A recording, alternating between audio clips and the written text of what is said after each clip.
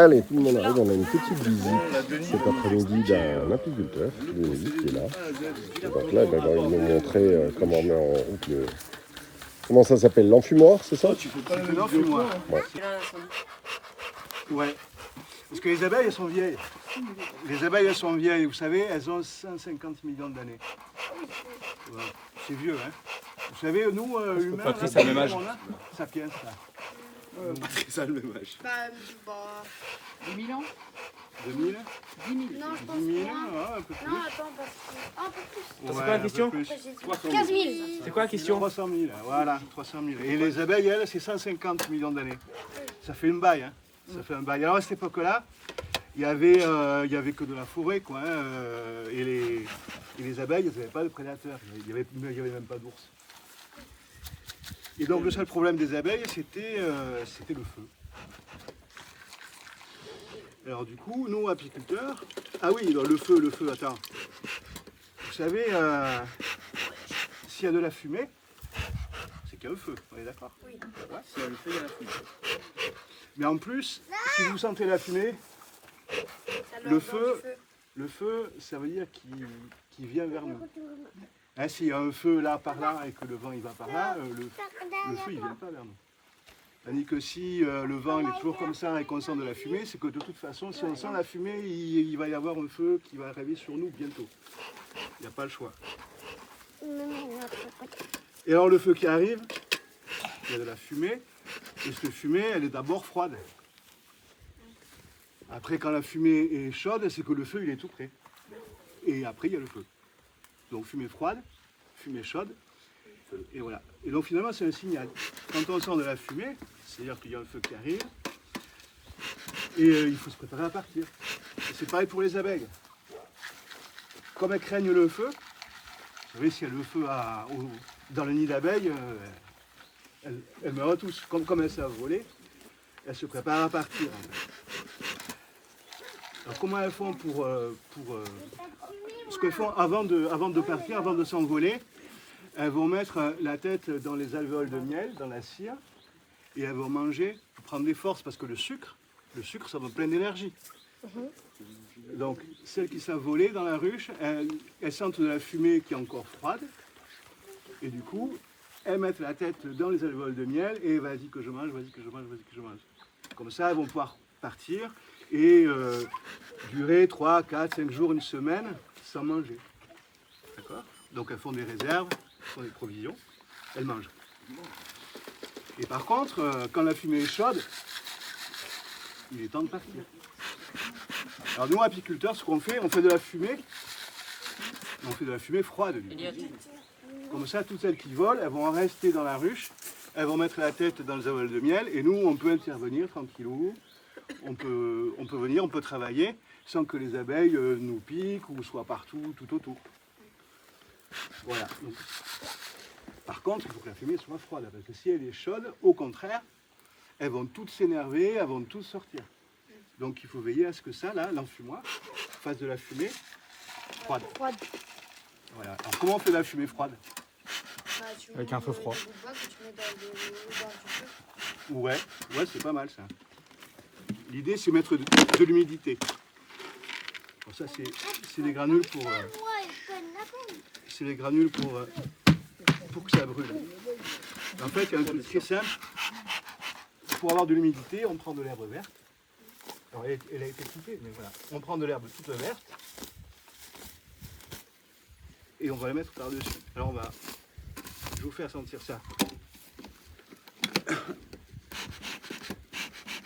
Qui veut tester la fumée chaude? Moi aussi, je vois. Alors voilà, la fumée chaude. Tu mets ta main devant. Voilà. C'est pas si chaud. C'est pas si chaud, je viens de rajouter des granules, c'est pour ça. Mais au bout d'un moment, c'est très très chaud. Vous allez sentir bon, hein? Au moins. Oui, yes. On va partir en fumée. Elle est un peu chaude. Voilà. La fumée de la Elle est un peu chaude. de chez L'Oréal. C'est notre parfum, c'est le parfum des voyageurs. Ok, maintenant, on va faire de la fumée froide.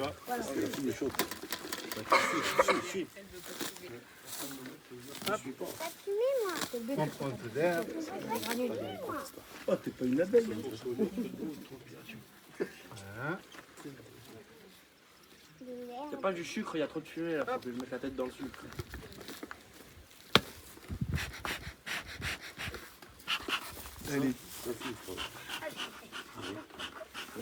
Alors, c'est pas la fumée réfrigérée, hein, Non plus, non. mais quand même, elle est beaucoup moins chaude que tout à l'heure.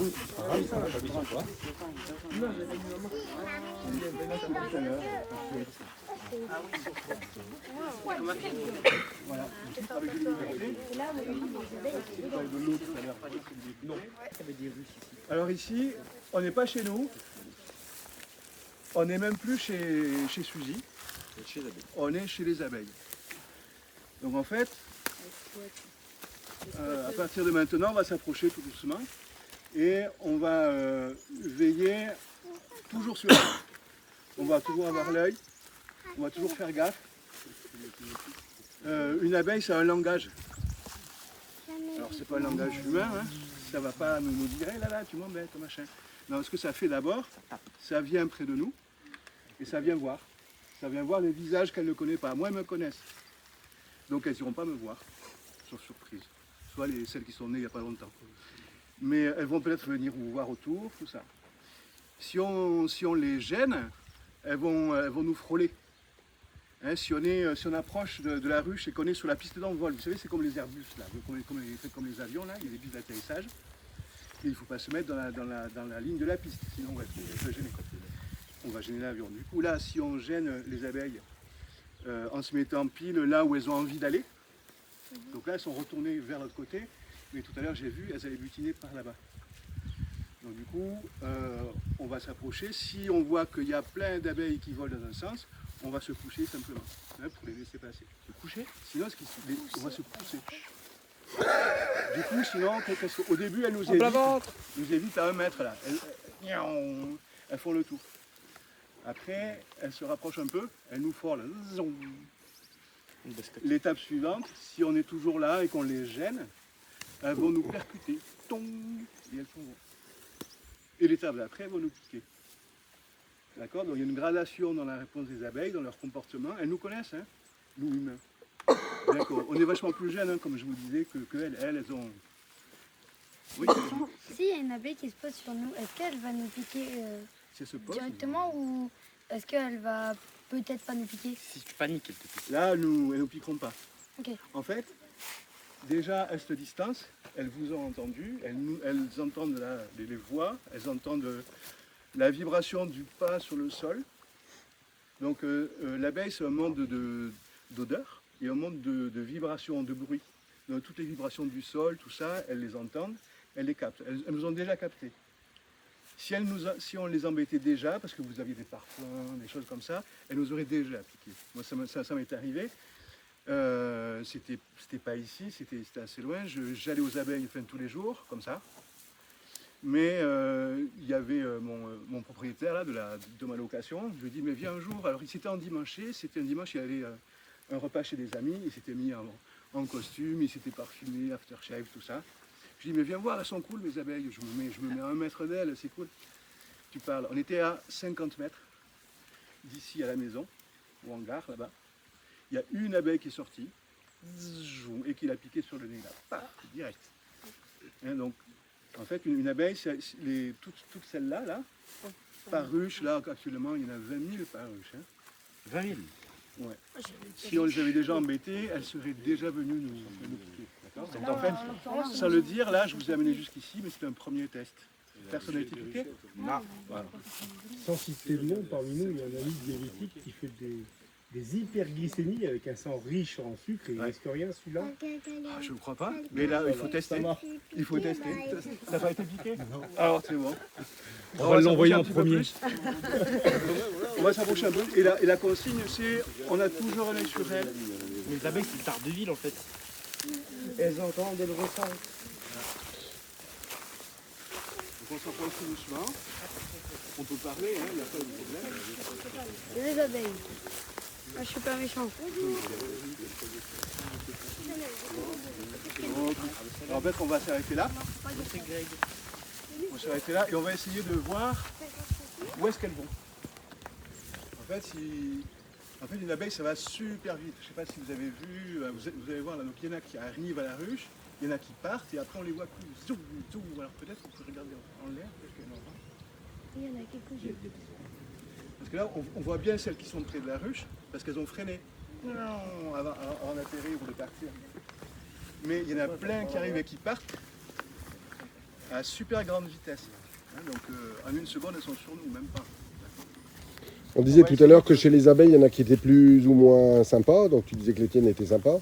Ouais. Est-ce que, de manière générale, une abeille est plus cool qu'une guêpe ou un frelon ou pas? Que les guêpes, oui, parce que les guêpes, j'ai l'impression qu'elles ont toujours l'impression qu'on va scratcher leur nid. Ouais. Elles sont pas cool si on met la main dedans sans avertir, en faisant du bruit, en faisant plein de vibrations, boum boum, voilà, elles vont pas aimer.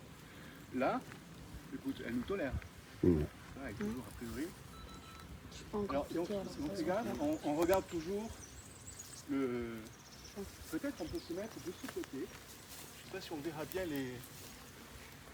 Le flux. Ouais, venez par là. Ouais, je ne sais pas ça. pour les hélicos, c'est comme ça souvent.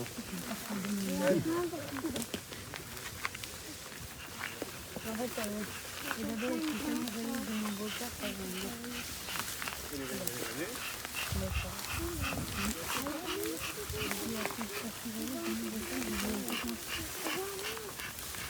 Encore. Comme ça, on verra un petit peu les fragiles des abeilles là. On les voit mieux. C'est vrai? S'il vous plaît, je vers là-bas. Sinon, Ah, elles tombe vont pas, tu faire vois. un mouvement. Ouais, vous les voyez un peu les trajets, si vous mettez un peu plus par là, le dos au soleil. Voilà. Ah, t'as des briques, pardon. Oui, là, hop, Oh, il y a vas-y, plein vas-y. qui partent à fond. Hein. Vous les voyez, donc on les aura embêtés. Hein. Vous comprenez qu'en un instant, elles sont sur nous. Mais là, c'est cool. Donc une belle activité aujourd'hui, il fait bon. Elles vont aller chercher de la fleur. Elles mangent quoi, les abeilles? Le pollen. Du pollen, ouais, et Les pissenlits. ouais, le nectar des fleurs. Elles font les deux, ouais. Vous savez ce que c'est le pollen? Enfin, le sucre, j'ai dit tout à l'heure, le sucre c'est l'énergie. Et le pollen, c'est quoi?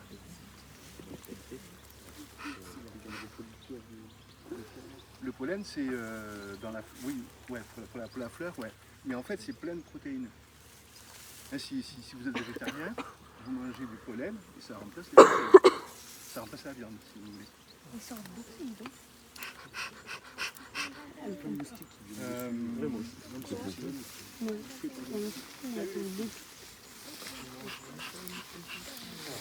Juste en mettre un peu. Alors du coup, la fumée, c'est un signal, hein, vous avez compris, il n'y a pas besoin d'en fumer beaucoup, de faire une grosse fumée. C'est juste leur donner l'odeur qu'il y a un feu pas loin.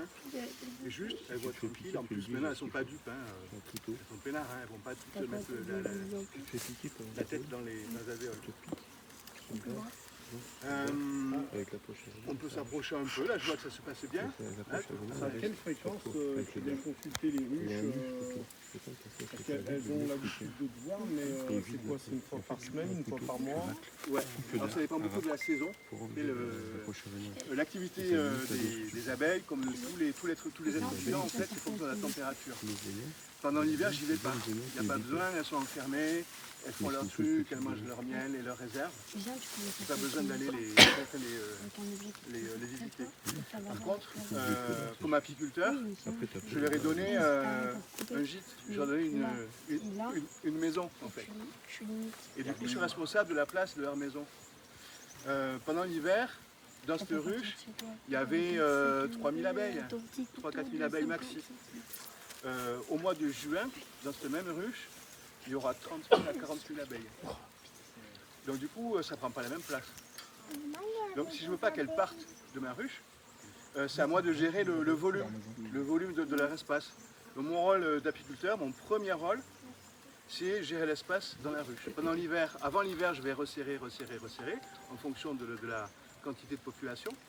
Et avec le printemps qui arrive, là, je vais élargir. Je vais ouvrir et après je mettrai des volumes en hauteur supplémentaires pour qu'elles aient la place. Donc du coup, la réponse à ta question, pendant l'hiver j'y vais pas. juin, quand c'est à fond, j'y vais presque une fois par semaine à peu près. Et entre-temps, il y a une gradation. Là, j'y vais chaque 3 semaines, tout va bien. Et après, j'irai de plus en plus souvent, jusqu'à juin. Et après juillet, il y a beaucoup moins d'abeilles, août surtout. Et après, ça se calme. Tu me disais que par lieu, tu en avais une vingtaine. Au total, tu en as combien? J'en ai 150 à peu près. Donc c'est ce qui s'appelle même pas une demi-SMI, c'est ça? Non, c'est 200, c'est ça? Ouais, c'est ça. C'est 200 pour avoir le statut obligatoire professionnel de MSA, de régime agricole. Ouais, 150, c'est pas mal. Ouais.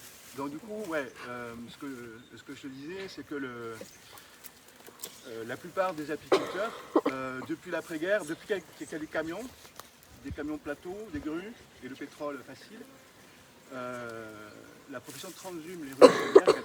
On prend les ruches, nous apiculteurs pro, on les met dans les camions et on va chercher différentes fleurs, des acacias, du tournesol, un peu tout, au moment de la floraison. Donc une semaine avant, hop, on va amener les ruches. Ensuite, il y a la floraison, il y a beaucoup de ressources, elles vont tout butiner, il y aura un excès, et du coup, nous, on pourra récolter tout ça. Et tous les apiculteurs vont bouger les ruches comme ça, de place en place, entre maintenant et juillet, quoi, en gros. Et après, c'est retour sur les ruchers d'hivernage. Donc c'est le modèle transhumain, hein, on va bouger les ruches au fur et à mesure. Et alors moi, je fais l'inverse, je suis en sédentaire, c'est-à-dire que je fais une ruche, quand je la pose à un endroit, elle ne bouge plus de toute la saison. Et pendant plusieurs années. Du coup, pour pas qu'il y ait trop de concurrence avec les abeilles sauvages, avec les autres pollinisateurs sauvages, les abeilles sauvages, tous les insectes qu'il y a autour, je fais des petits ruches et je mets qu'une vingtaine de ruches maximum. D'accord, 20-25 ruches. Voilà, donc là, Et du coup, là, dans le secteur, c'est quoi que tu recherchais? Amandes? Figues? Amandes, c'est bien pour le début de la saison, ouais. Ça va pas faire du miel d'amandier, hein, mais pour il y aura plein de pollen. Et là, t'as quoi ici? Amandes, figues?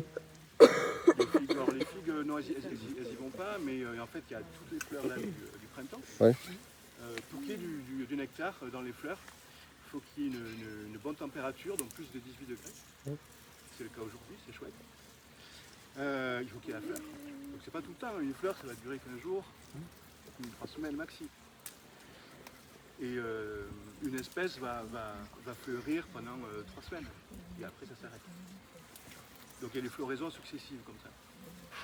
Et le troisième truc pour cueillir du nectar dans les fleurs, donc il faut la fleur, il faut la chaleur et il faut l'humidité. Il faut qu'il y ait plus de 95% d'humidité. Un peu comme aujourd'hui. En fait, ici, c'est le vent marin. Le vent qui vient de la mer, il est chargé d'humidité. Et il y a largement de quoi. Et du coup, il y a une petite goutte de rosée le matin qui vient sur le bord de la feuille et des pétales. Et qui vient faire une goutte de rosée et qui va se mélanger au sucre qu'a sécrété la fleur. Et c'est ça qu'on appelle le nectar. Et c'est ça que les abeilles vont prendre. Si c'est vent du nord qui souffle, l'air est très sec, il n'y aura pas cette petite goutte et elles ne pourront pas prendre le sucre. Et le colza, c'est pas le butine du coup ou pas? Le butine à fond, ouais. Elles adorent le pollen de colza. Le colza, ça produit beaucoup de pollen. Et en plus, ça fait du miel aussi. Okay. Et du coup, tout à l'heure, tu disais que tu pouvais passer en bio. Ouais. Ça reste compliqué, non, par rapport au fait que là, des cultures de colza ne le sont pas forcément. Enfin. Oui, voilà. Alors ici, il n'y a pas de colza, il y a beaucoup de zones naturelles ici. Ouais. En fait, ce qu'on considère quand on veut passer en bio, c'est la zone où vont aller les abeilles. En fait, une abeille ouvrière comme ça va aller butiner maximum à 3 km à la ronde. Ça fait quand même des zones géographiques de 3 km. Hein. Et donc, si on veut passer en bio, il faut que sur ce rayon de butinage, la moitié des parcelles soit naturelle, soit bio. Ouais. Et une question. Elles dorment dans les ruches, c'est ça? À quel endroit elles dorment? Là, je propose de faire un petit tour à la queue de l'œuf. On va passer devant les ruches et on va revenir là, d'accord?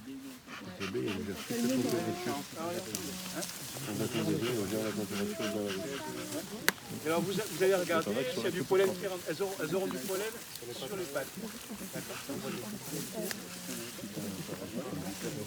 Alors si vous voyez les abeilles qui vous tournent autour, vous avancez un peu plus. D'accord ? Simplement.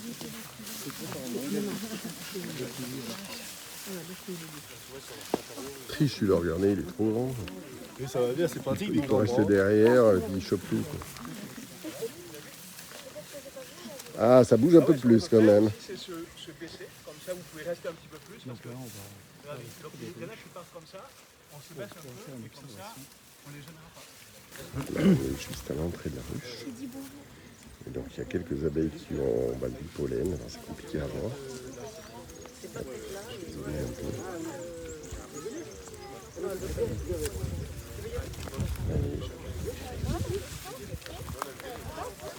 Elles sont sympas, hein.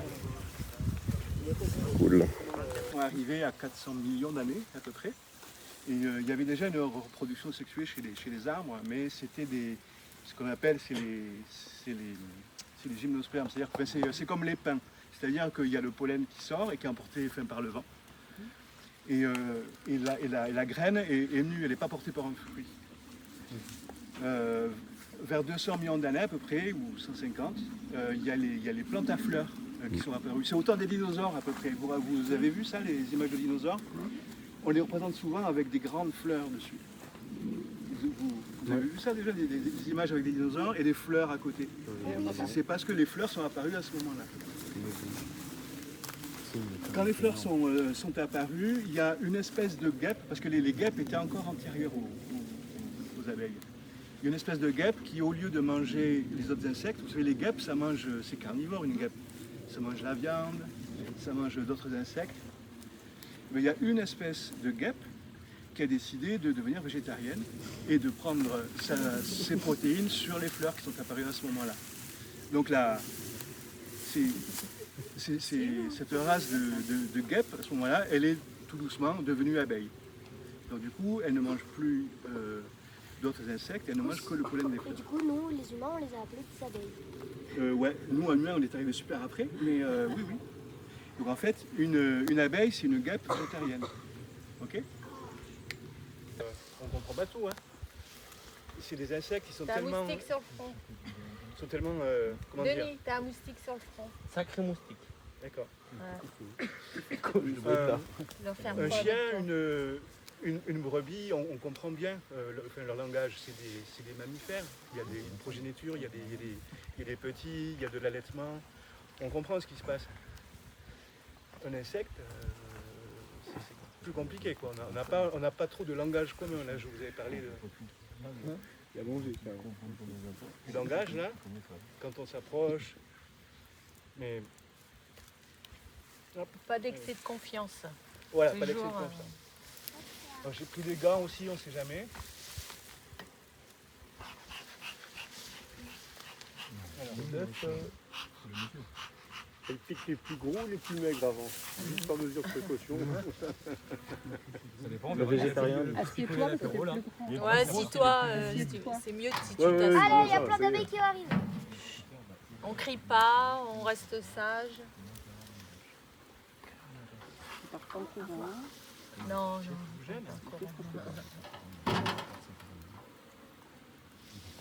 Ah, je gêne un peu, je me pousse. Tu peux expliquer si jamais il y a une attaque ou peut-être, non? Si, pardon. Pour nous. S'il y a une attaque, non, il n'y aura pas. d'attaque. Il n'y aura pas, voilà, Vous connaissez rassurez-vous. déjà. Ouais. Voilà. Bah bon, je trouve Rassurez-vous. Voilà. Du rosé, t'as Du rosé, après, c'est ça, le rosé. Elles aiment le rosé. Elle aime l'arbre. En fait, dans une ruche, c'est un carré. Et il y a des pas de nous montrer. cadres de Donc c'est un monde de bruit et d'odeur. Alors je fais doucement, c'est-à-dire que je fais attention Mets tes gants, Denis. quand j'ouvre. Voilà, les petites abeilles sur le toit là, le couvre-cadre. Ah, c'est du miel. Ça a l'air cool. C'est de la cire. Alors je fais pas de choc, on pose les choses doucement, on intervient On doucement. aurait dit du miel. Arrête, je t'ai vu. Ça va tout le monde. Bon. Je crois que là, il veut faire un gâteau. Il est en train de couper le gâteau. Alors peut-être une caméra, tu peux t'approcher. Ouais. Pour voir, vidéo. Là, il est en train de couper le gâteau. Fais gaffe au trajet aussi, voilà, toujours. S'il y en a qui vous frôlent, vous baissez ou vous déplacez de 50 cm, ça suffit. D'accord ? Évitez de faire un mur, il vaut mieux s'écarter un peu. Voilà. Donc on y va doucement. Là, il n'y a pas de... Je les embête pas. T'es posé sur moi, ça veut rien dire. Allez, je vais sortir un cadre, donc je fais super doucement, hein, pas de choc. Après, les adultes.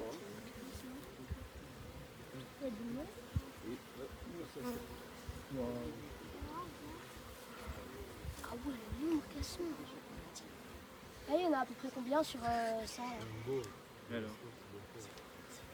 Alors oui, donc ta question c'était comment elles sont sur les cadres. Ben voilà, commencer dans une ruche, il y a des cadres.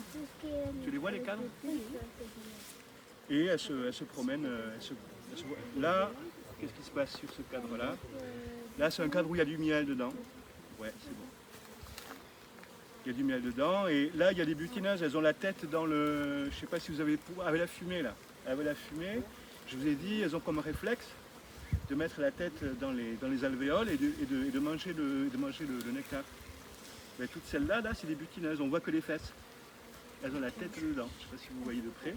Tout ça, là. Du coup, elles ont rentré du nectar dans ces alvéoles-là. Et à cause de la fumée, ça active leur réflexe d'aller manger le nectar. Et celles qui ne savent pas voler encore, elles n'ont pas ce réflexe-là. Donc elles se promènent sur les cadres, elles continuent leur boulot. Il y en a qui font de la cire, il y en a qui nourrissent les larves, les nymphes. J'ai une question. Oui. La reine de la ruche, normalement, il y en a une. C'est la Reine des Neiges. Elle se passe où dans la ruche? Un peu partout. Et on peut même poser, vous pouvez le regarder un peu. On peut les caresser? On peut les toucher un petit peu, ouais, tu peux poser le doigt sur le bois déjà, la cire, pour regarder la cire et le bois. Voilà. Elle mange en miel, en fumée avant, donc elle croit que ça marche. Ah ouais, regarde, elle Tu mets le doigt sur la cire, déjà c'est une texture particulière, la cire. Là tu vois tout le miel qu'il y a? Voilà, donc toutes celles-là qui ont les fesses en l'air, c'est des butineuses, elles ont la tête dans le nectar, d'accord? Là il y a un mâle, bon, on peut vous dire. Elle vous frôle. Ça c'est une jeune, elle n'a pas le réflexe encore Elle est chaud en pied, elle. donc on peut les toucher, pas de problème, hein, d'accord? La reine, tu les marques? Alors je les marque pas, Tu les marques pas. mais c'est vrai que c'est bien pratique hein, de les marquer. On les touche. Voilà, je la tête dans le miel. Il y en a un qui essaye de voler le miel.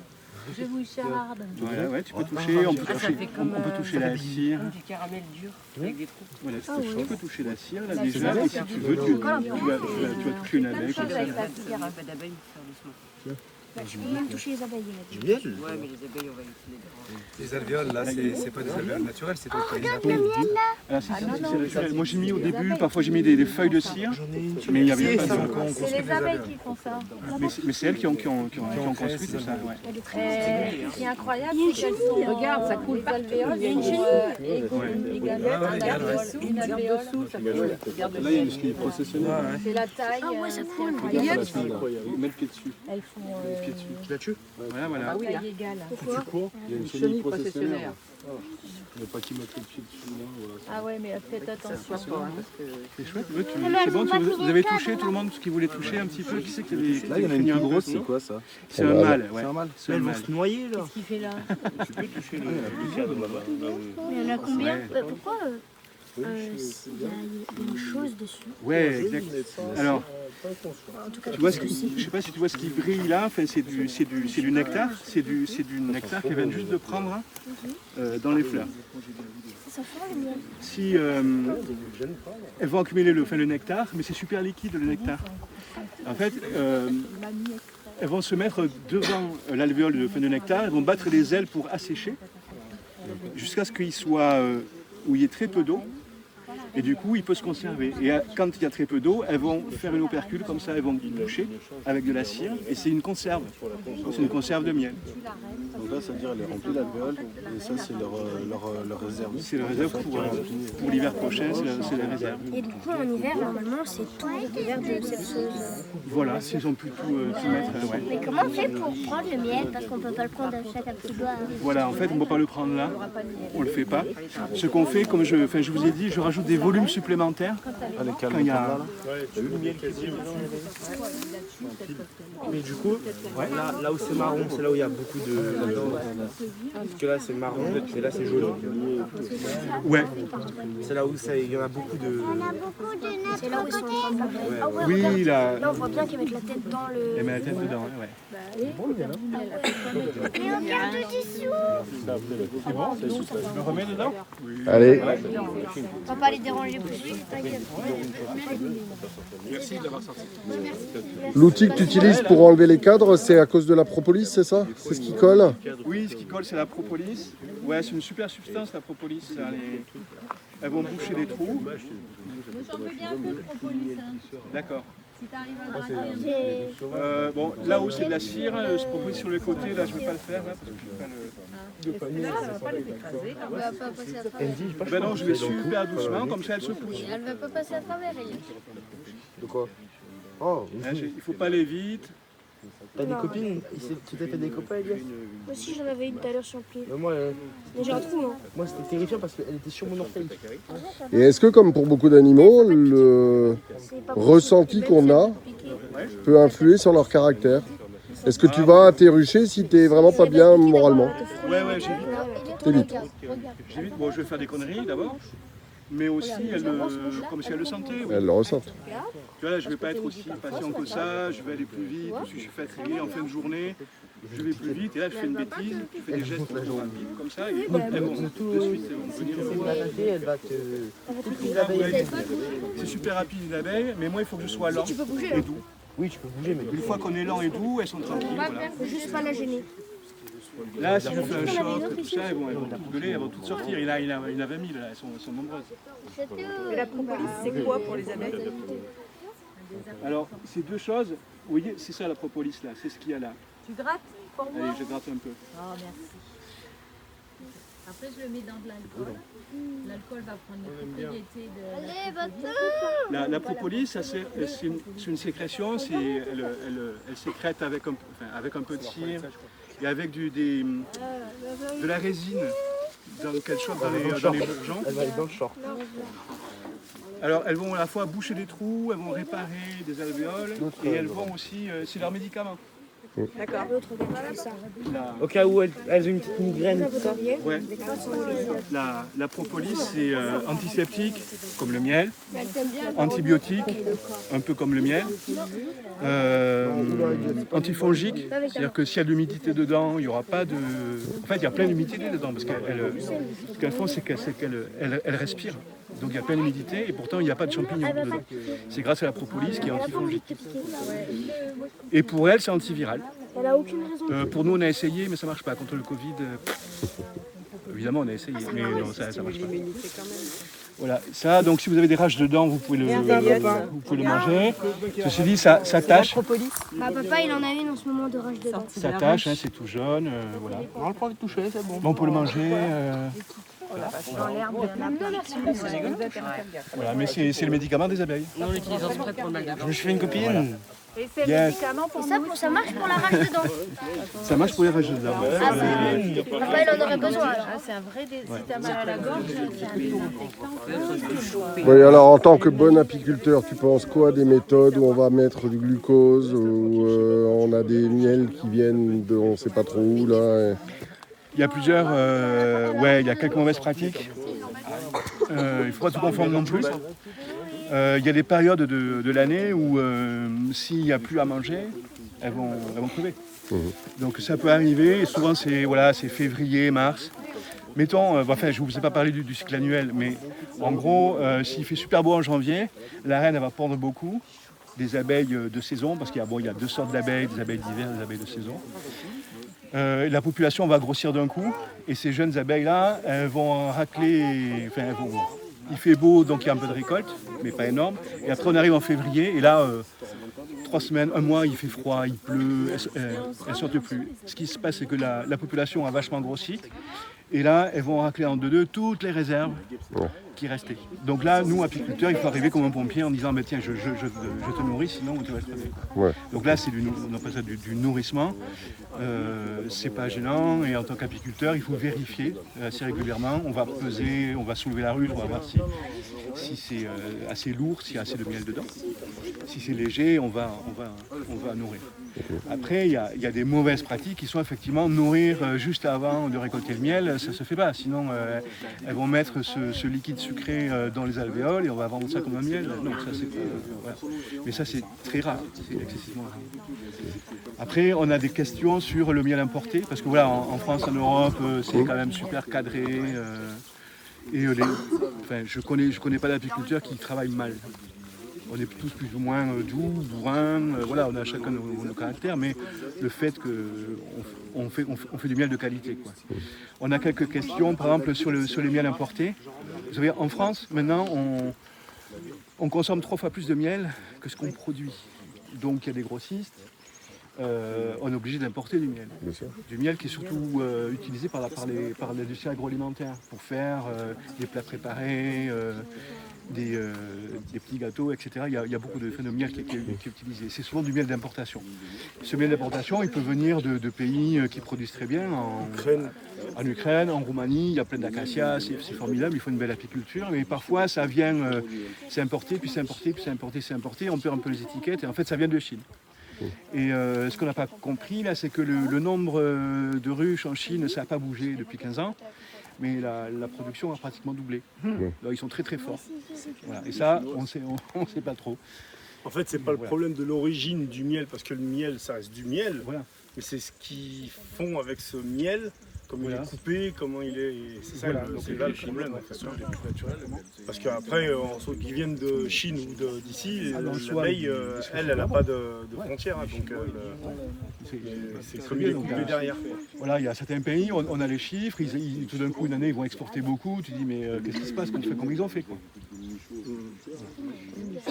Mais en général, ça se passe quand même bien. Il y a de la triche. Quel impact le frelon asiatique sur les ruches? Ouais, le frelon, c'est assez pénible. Hein. Ça, c'est la mondialisation. Hein. Donc, du coup, le frelon est arrivé dans les années 2000 à peu près, un peu avant. Parce qu'il est décapité, je crois. Ouais, c'est ça. Le frelon, c'est un cycle annuel. Dans cette saison-là, tous les fondatrices, c'est les reines fécondées là, qui sortent de terre. Et elles vont construire un premier nid, un nid primaire, toutes seules, avec des herbes. Elles font, tu sais, le parchemin, là. Elles font comme le carton, là. C'est super beau. Elles font un petit nid, elles pondent. Et là, il y a une première population qui va sortir à peu près un mois après. Là, il y aura pas mal de monde. Et du coup, elle va déménager, elle va aller construire un second nid, un nid secondaire, c'est le gros nid énorme. Voilà. Et toute la population va construire là. Mais là, pour avoir ces nids secondaires remplis, on arrive fin juillet, août, et la population est énorme de frelons en septembre. De septembre jusqu'à novembre au froid, où là, tout le monde va mourir. Sauf les fondatrices, enfin les femelles qui ont été fécondées, qui vont s'enterrer, et le cycle recommence l'année suivante. Donc du coup, comme elles sont carnivores, elles bouffent les abeilles. La pression sur les ruches, c'est à partir de septembre, octobre, novembre. Voilà, il y a à peu près 3 mois là, un peu chaud. S'il y a un nid pas loin, voilà. Mais là, l'idée, c'est d'éviter qu'il y ait des nids à côté. Et ensuite, d'avoir plein de ruches. Parce que si tu as une ruche pour un nid, elle va se faire dégommer, elle est morte. Si tu as 20 ruches... Donc elles s'unissent tous contre le frelon pour survivre. On voit certains comportements de réaction face au frelon, mais là, c'est pas tant ça. C'est que s'il y a 20 ruches pour un nid, déjà, tu divises la pression par 20. Donc, elles seront un peu plus capables de gérer. Il y aura pas mal de pertes, mais quand même. Et effectivement, après, il y a des astuces, donc on va piéger à ce moment-là, pour attraper plein de frelons à ce moment-là. Voilà. Mais donc le gros du problème, c'est de septembre à novembre. Voilà. Là, en ce moment, c'est cool, quoi. Si on voit un frelon... Et est-ce que, comme pour beaucoup d'apiculteurs, tu as beaucoup de pertes? Ouais, comme la plupart des apiculteurs, j'ai entre alors, les bonnes années, j'ai 10% et les mauvaises années, j'ai 30 à 40% de perte. Ça dépend de plein de choses. Donc il y a le frelon, il y a le varroa aussi qui est arrivé avec la mondialisation des échanges. Le varroa, c'est un acarien, c'est un poux qui est arrivé dans les années 80 parce que je vous ai dit, là, avec les camions plateaux, avec cette agriculture intensive là, qui était à la mode après-guerre, il fallait nourrir le monde. Aussi en apiculture, ça s'est intensifié, donc on a fait plein de ruches, on les a bougées partout et on a cherché à optimiser tout ça. Donc on a fait des croisements génétiques entre l'abeille qui vient du Caucase, celle qui vient d'Espagne, celle qui vient d'Italie, et on est allé chercher plus loin en Afrique. On s'est vite arrêté. Mais en tout, il y en a qui sont allés en Inde. L'Inde, c'est le berceau des abeilles, c'est là où elles sont apparues il y a 150 millions d'années. Du coup, il y a une grosse diversité d'abeilles là-bas. Et donc, certains ont essayé de faire des croisements entre telle abeille et telle abeille. Ils envoient des reines par colis postal, ils nous envoient ici. Et en fait, il y a ils ont essayé Apis cerana, qui n'est pas Apis mellifera, ça c'est ça. C'est l'abeille européenne, on va dire. Apis cerana, c'est une abeille indienne qui vit aussi en colonie et qui, elle, est habituée à cohabiter avec ce poux. Je vais me pousser parce qu'il y en a qui tournent autour. Oui, on va se pousser. On va se pousser un petit peu. Ah, il y a le feu, Et Apis cerana, elle a cohabité avec ce poux pendant des milliers d'années. Et donc il n'y a pas de problème pour elle. Par contre, avec des reines qui sont venues ici, avec des abeilles qui sont venues ici, qui venaient d'Inde, dans les années 80, en France, là, il y a quelques varrois qui sont arrivés sur Apis mellifera. Et l'année suivante, il y avait une mortalité énorme parce que ça se multiplie à fond. Voilà. Et depuis, on est embêté avec varroa. Et c'est sans issue. C'est sans issue parce que Apis cerana cohabiter avec ce poux-là, parce qu'elles ont des durées entre l'œuf et l'abeille qui sort de l'alvéole, qui est plus courte, de 17 jours, je crois, il me semble. Apis mellifera, c'est 21 jours. Et comme varroa se reproduit dans l'alvéole et se multiplie, elle a un développement qui est exponentiel.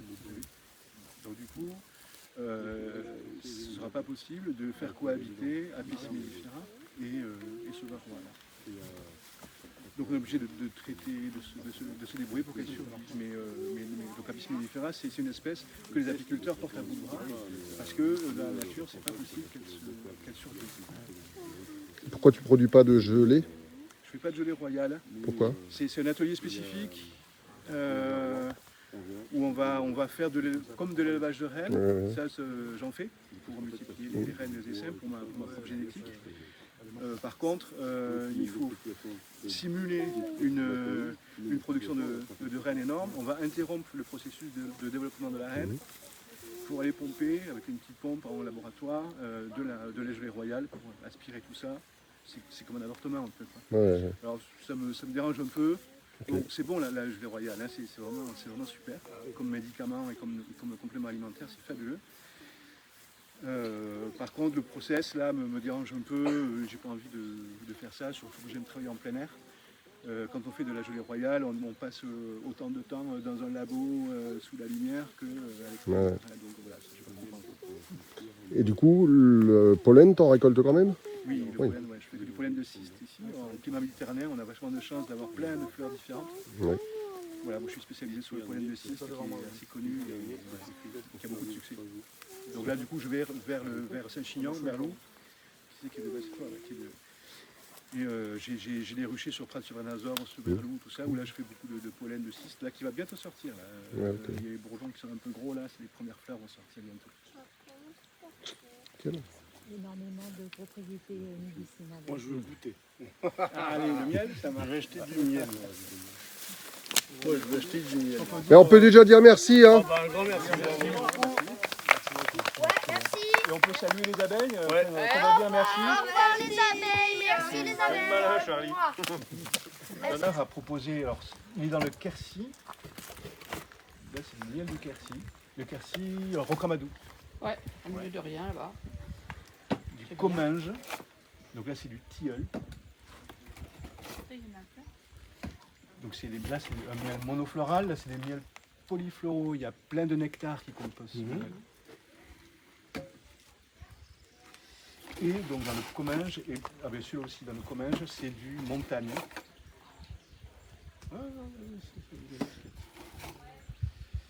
Voilà, donc en fait, donc cette miellerie s'appelle fleur occitane. En occitan, j'ai fleur occitane. Et donc c'est étiqueté en occitan, parce que ce qui est intéressant, c'est pas le nom de l'apiculteur en gros, c'est d'où vient ce miel. Hein, je vais parler de chaque fleur, chaque terroir a sa production spécifique. Et ce qui est intéressant, c'est de savoir d'où il vient. Donc là, c'est País Comminges, c'est le Comminges, les Pyrénées là-bas. Là, c'est donc du tilleul, c'est un miel monofloral. Pareil, un miel de montagne, donc c'est un miel de printemps, polyfloral, il y a plein de nectar qui le composent. Il y avait un autre pot, non? Il est là. Non, ça, c'est les pots de dégustation. Vous pouvez goûter les trois. C'est l'occasion d'avoir, de déguster, de comparer. Au niveau organoleptique, la dégustation, c'est quand même sympa. Alors vous allez prendre